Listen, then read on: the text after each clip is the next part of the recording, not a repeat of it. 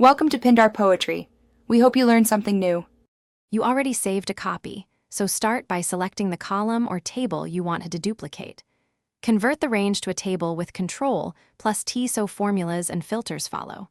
Once done, click Home, right arrow Conditional Formatting, right arrow Highlight Cells, Rules, right arrow Duplicate Values to visually confirm duplicates. Make sure to choose a clear color so duplicates jump out. This immediate visual check prevents accidental removal of you. With duplicates highlighted, you can filter the table to show them only. Use the filter arrow and filter by color for the highlight. Alternatively, add a helper column with equals countif, $A, A2, 1 and fill down. This returns true for duplicates so you can sort or filter. Once duplicates are grouped, review a few to confirm which row to keep: first instance, latest date, or another rule. Make sure your keep rule is consistent before removing any rows.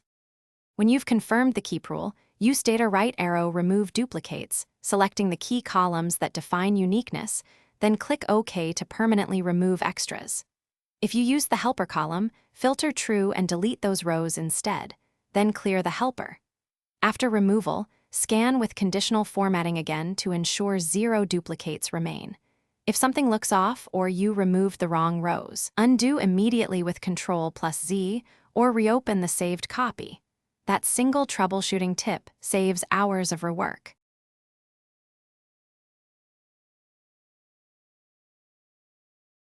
Thanks for watching. Consider subscribing if we helped you.